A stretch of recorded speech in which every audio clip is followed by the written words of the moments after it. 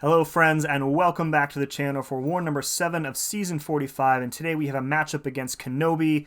This is a really good war. If you didn't see me tease it on Twitter, I did get assigned boss duty today against an ascended Maestro, and we're going to be taking that boss with Void. Team today, Void of course, America Chavez, and Odin for some pre-fights. Let's jump right in. We're starting off today on path number 2. First up we have a WONG on node 2 with a couple of nodes that don't really matter. This is an easy fight with Void because of course Void is a tactic attacker, so he really counters everything that WONG has going on here. Withers of course directly counter WONG's spells, so you can really just play this fight straight up, and as long as you don't accidentally trigger a buff during the blue spell, there's really nothing else to worry about at all here. So also avoiding pushing into the special 2 because I'm really garbage at dexing it, and I don't want to take any more block damage than is absolutely necessary here. He's about to cast the blue spell here, so I do have to be a little bit wary of that. I am keeping the slow debuff on him, so even if he does go unstoppable from a buff, he's not going to trigger the unstoppable right away, but you never know. You know, I'm just used to playing WONG a certain way, right? So fight is already almost over. One more special one here, and I think this combo ends up finishing him off. And we finish that up with close to full health. Really solid fight there. Moving on, we have this Scorpion here on node 11. I almost used an invuln here because I knew it was almost guaranteed that he was going to evade at some point here. I start off with a heavy, forgetting that the slow is dependent on debuff, so nothing applies. Do a combo to get some debuffs applied, and then parry and heavy to get the slow applied. However, what you're going to see here is I'm baiting out a heavy because I don't want his special 1, and he recovers from the heavy too quickly, or I'm too slow, and he punches my heavy counter. So I have some stings on me, took some basic hit damage here, and then I pushed myself to my special 2, which I didn't really want to do. So all of that because I missed one heavy counter. So that's how, you know, sometimes fights like this can snowball a little bit. We're fine though, you know, we're healing up a little bit from the poisons via willpower, and we are focusing on keeping that slow debuff on him with a bunch of knockdowns. That's going to keep his evade under control for the rest of the fight. So in hindsight, you know, if I had used that invuln boost, I wouldn't have had to heal up after this fight.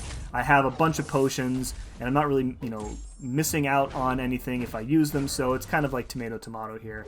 And then one more combo finishes him off. So we'll heal up Void and move on to section 2, where we have a Titania on node 26. This is an absolute nothing fight.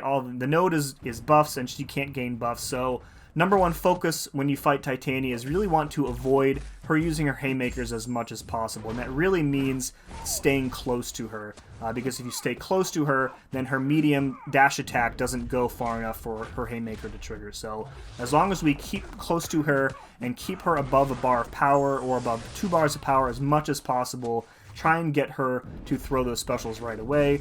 Right there, she does trigger a haymaker, but we are successfully able to avoid, you know, a surprise dash attack or anything.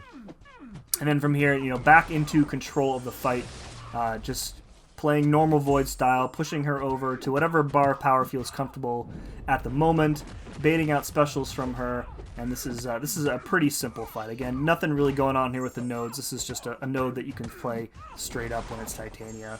And I forgot to check before the fight started. I don't know if this was even like a rank 5. It's only a 6-star too, so yeah, a couple more combos here. Haymaker is about to refresh, but I don't think she gets it. Oh, she does get it, but we had the slow debuff up, so it only triggers the indestructible and the unblockable. And then one more combo, I think, here does her in. Nice 10k crit to finish.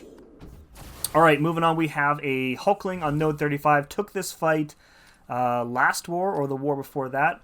This is an example of how things can go really wrong if you mistime or misplay things. So we have an invuln boost on just in case, you know, we mess up the power gain and he gets himself to a special 3, which he does, by the way, you'll see.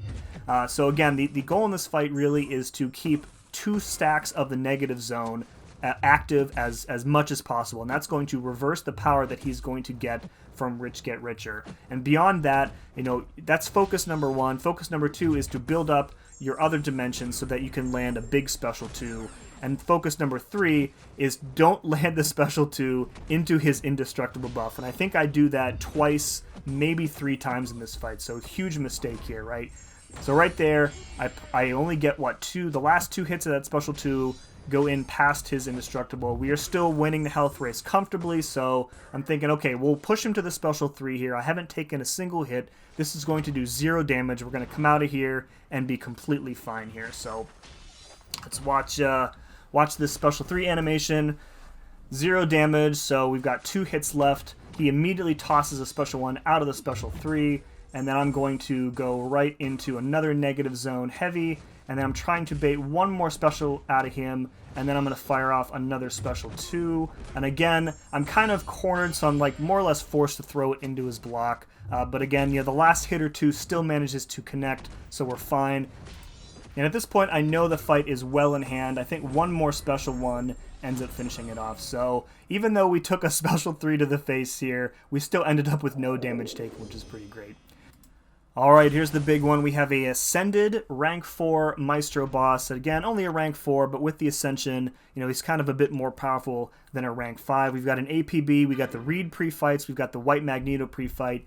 Now the goal here is to play this pretty much the same way that you would with Kate Bishop, and that is keep those Reed pre-fight debuffs up for the entire fight. And in this fight with Void, they're going to accomplish 2 things. The most important thing is they're going to protect you with the attack tactic from the cosmic radiation mode that he gets when he gets up to like 30 or 40 of those charges. And secondly, obviously it's going to give you way more damage output with Void because those 2 of the 3 of those are unique debuffs for him. So we used the APB just so we could have a special 1 ready to refresh those Reed pre-fight debuffs whenever we want. You can see we're already cooking about 5,000 damage per second. We haven't even activated Fear the Void yet, and you're going to see that red number climb and climb as we get through the fight here. So we've got the Relic ready so we can apply another debuff, and then Heavy to apply a slow, and again refresh those pre-fight debuffs. We've got 3 Petrifies up, or we did a second ago. We are also reversing his willpower healing, so even more damage here. And this fight is pretty much over already, and Maestro just doesn't know it yet. Right here's the only hit I take in the fight, mistiming that last hit of the special 1 here. But the fight is again, pretty much over. We have 6 unique debuffs and Fear the Void active. You can't really see the red numbers. We're doing roughly 10,000 damage per second in just the debuff damage here. So, and again, this is only a rank 4 Ascended, I get it. It would take maybe 30 to 45 seconds longer against like up to a rank 3 or like a rank 5 Ascended champion. So you'd play the fight the same way, just take a little bit longer. And there we go, very, very happy to get the chance to kill Maestro. We did come away with the win in this one, 5 kills, 0 deaths, and my first boss kill since I think early last season, so very pleased with that. And it's good to have another option available. They had actually banned Kushala and Kate, so it seemed like they were going all in on a Maestro boss, and it really kind of didn't work out for them. So our record has improved to 5-2 on the season. This season looking to be pretty good. If we can have a few good wars to end the season, I think we'll probably make top 10 again, and maybe have an outside shot at podium. That would be something else. So we'll see what happens, 1 war at a time. Folks, if you enjoyed this, let me know by hitting that like button, and as always, thank you very much for watching. See you again next time.